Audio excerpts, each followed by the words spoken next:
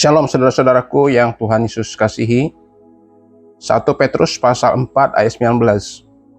Karena itu baiklah juga mereka yang harus menderita karena kehendak Allah, menyerahkan jiwanya kepada Pencipta yang setia, dan terus melakukan apa yang baik.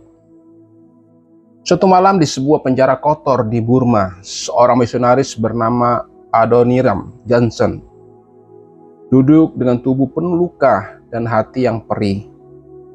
Ia dipenjara karena memberitakan Injil. Dalam penderitaannya, ia menuliskan sebuah kalimat yang kemudian menggema sepanjang sejarah gereja. Tuhan memberi saya pekerjaan untuk diselesaikan, dan tidak ada penderitaan yang dapat menghentikan panggilan itu. Saudara-saudaraku yang Tuhan kasihi, kalimat itu bukan hadir dari kenyamanan, melainkan dari lembah penderitaan. Namun justru di sanalah kesetiaan kepada Tuhan bersinar terang. Saudara yang terkasih, penderitaan adalah bagian dari perjalanan iman orang percaya. Kita mungkin tidak berada di penjara seperti Johnson, tetapi kita pun mengalami berbagai bentuk penderitaan, dari sakit penyakit, penolakan, kehilangan orang yang dikasihi, hingga tekanan di dalam pekerjaan, di dalam pelayanan. Namun Rasul Petrus menulis kepada jemaat yang sedang menderita karena iman mereka. Di tengah situasi yang sulit, ia tidak menyuruh mereka untuk menyerah atau mengasihani diri. Sebaliknya ia menulis, karena itu baiklah juga mereka yang harus menderita karena kehendak Allah, menyerahkan jiwanya kepada Pencipta yang setia, dan terus melakukan apa yang baik. Saudara, kalimat ini penuh kekuatan. Petrus tidak berkata hindarilah penderitaan. Ia berkata tetaplah setia. Saudara, bagaimana caranya untuk tetap setia? Pertama, dengan menyerahkan diri kepada Allah yang setia.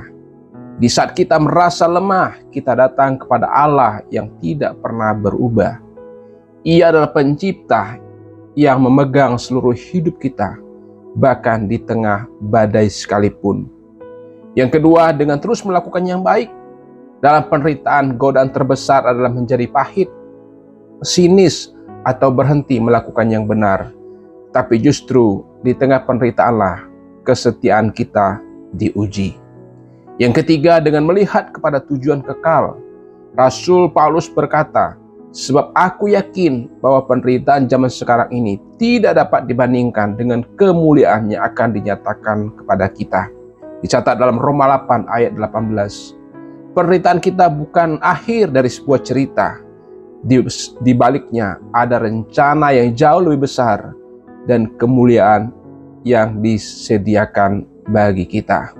Saudaraku yang Tuhan Yesus kasihi, mungkin hari ini saudara sedang bergumul.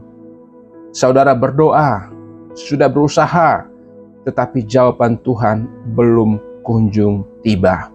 Jangan menyerah. Jangan lepaskan iman saudara.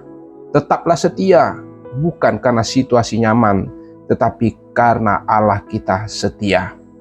Penderitaan bisa membuat kita rapuh, tetapi kesetiaan akan membuat kita kuat dalam kasih karunia-Nya.